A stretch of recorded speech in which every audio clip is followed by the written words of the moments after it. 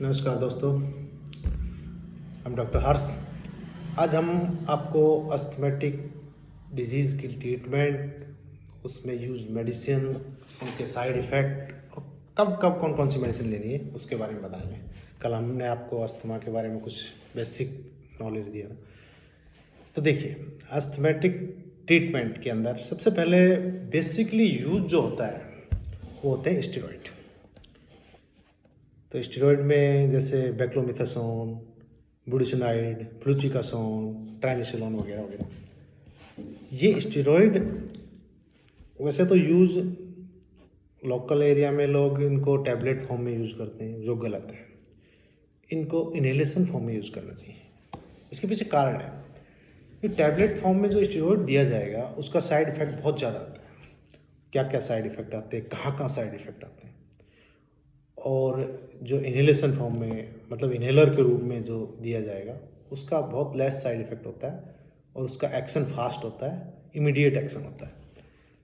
अब जो tablet form में दिया जाए उसके साइड इफ़ेक्ट क्या आते हैं, जैसे वेट गेन हो जाता है, पेट बढ़ जाता है, लेडीज़ों के अंदर इरेगुलेट हो जाते हैं पीरियड्स, मसल्स क्रैम्प्स आ जाते हैं, ऑस्टियोपोरोसिस हो जाए, जैसे हड्डियाँ कमज़ोर हो जाती हैं, ब्लड प्रेशर भी बढ़ जाता है। तो ये काफ़ी साइड इफ़ेक्ट आते हैं स्टेरॉइड के ओरल यूज़ से। या लोग इनको इंजेक्शन फॉर्म में देते हैं, उससे भी वही साइड इफ़ेक्ट आएंगे। एक्शन इमीडिएट मिल जाएगा बट साइड इफ़ेक्ट बहुत ज़्यादा आते हैं, तो इनको इनहेलेशन फॉर्म में ज़्यादा लेना चाहिए। अच्छा, इसके बाद एंटी हिस्टामिक ड्रग दी जाती हैं। जैसे हिस्टामिन का रिलीज़ हुआ था जिससे अस्थमेटिक एलर्जी कोज हुई, तो एंटी हिस्टामिक ड्रग देनी पड़ेगी, जैसे लियोसिट्राजिन, सिट्राजिन। ल्यूकोट्राइन रिसेप्टर को ब्लॉक करना पड़ेगा, उसके लिए ल्यूकोट्राइन रिसेप्टर एंटागोनिस्ट देना पड़ेगा, जैसे मोन्टुलुकास्ट, जेफ्रिलुकास्ट वगैरह। इनके भी साइड इफ़ेक्ट हैं बट इनके थोड़ा साइड इफ़ेक्ट कम है। जैसे ड्राइनेस, इनका मेन साइड इफ़ेक्ट ड्राइनेस होता है, गले में सूखापन लगेगा, स्किन ड्राई ड्राई लगेगी, तो इनके साइड इफ़ेक्ट है। इसके अलावा ब्रोंकोडाइलेटर दिए जाते हैं, जैसे बीटा 2 एगोनिस्ट, साल्ब्यूटामोल, और इसमें साल्मेट्रॉल, लियोसाल्ब्यूटामोल, फॉर्मेट्रॉल वगैरह। ये सब इनहेलेशन फॉर्म में भी अवेलेबल होते हैं, टैबलेट फॉर्म में भी हैं कुछ, तो सिरप के अंदर भी आते हैं, और इनहेलेशन फॉर्म में ज़्यादा।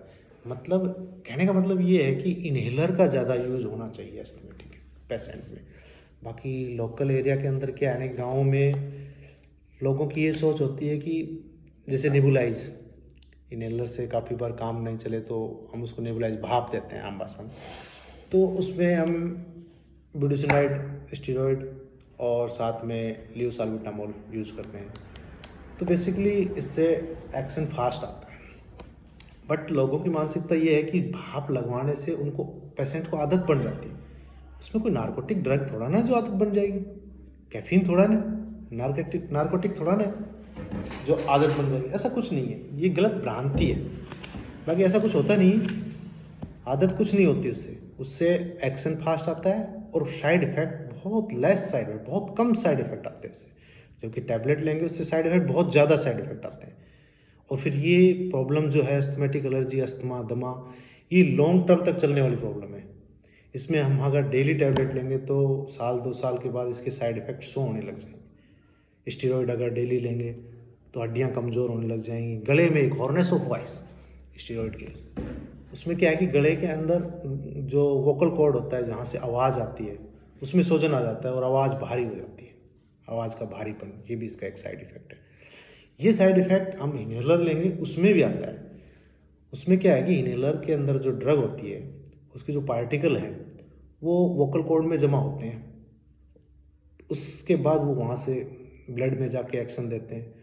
तो वो उस चीज़ के निजात के लिए क्या करते हैं कि इनहेलर लेने के बाद गर्म पानी से गरारे करने पड़ते हैं। ये आपके डॉक्टर आपको सलाह देंगे जब इनहेलर देंगे, तो उसमें कि इनहेलर लेने के बाद गर्म पानी से आप गरारा कर लीजिए, कि इनहेलर का काम फेफड़ों में होता है ना कि गले में। ये ट्रेकिया और ब्रोंकाई को तो रिलैक्स करता है, साथ में जो फेफड़े होते हैं उनमें ज़्यादा काम होता है इनका। तो ये गले में वोकल कॉर्ड में इसकी कोई ज़रूरत नहीं है, तो आप गर्म पानी से गरारा कर लेंगे तो वो साफ हो जाएगा, कोई इफेक्ट नहीं आएगा इसका फिर। अच्छा, उसके बाद कुछ मेडिसिन है डायरेक्ट ब्रोंकोडायलेटर, जैसे थियोफाइलिन, सिब्रोफाइलिन, कैफीन। अब कैफीन जो होती है ना, ये हमारी चाय पत्ती में भी होती है। जैसे एस्थमेटिक पेशेंट चाय पीता है, चाय पीने के बाद उसको बहुत रिलीफ मिलता है, वो रिलीफ इसी वजह से मिलता है, कैफीन होती है उसमें।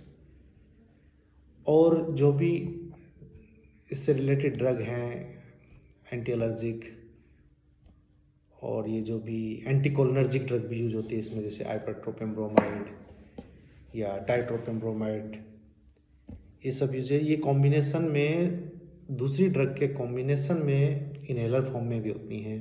जैसे हमारे पास जैसे इनहेलर है डुओलिन, इसमें आइपरट्रोपिन ब्रोमाइड और लियोसाल्बुटामोल है। इसमें एंटीकोलिनर्जिक है और एक बीटा 2 एगोनिस्ट है। तो ये दोनों ब्रोंकोडायलेशन में अच्छा काम करती हैं। इसी तरह से दूसरा इनहेलर है जैसे एराकोट, इसमें बुडिसोनाइड है, स्टीरॉयड और लियोसाल्बुटामोल है, ये भी ब्रोंकाई को रिलैक्स करती हैं। तो क्या होता है कि ये जो मेडिसिन है ये लॉन्ग टर्म यूज़ के लिए होती हैं, तो इनको आप इनहेलर या स्टीम के रूप में यूज़ करें तो ज़्यादा बेटर रहेगा। टैबलेट फॉर्म में ज़्यादा दिन यूज़ करने से साइड इफ़ेक्ट आ जाते हैं। धन्यवाद। आज के वीडियो में इतना ही। वीडियो को लाइक करें और चैनल को सब्सक्राइब करें और आगे अच्छी इंफॉर्मेटिव वीडियोज़ के लिए। धन्यवाद।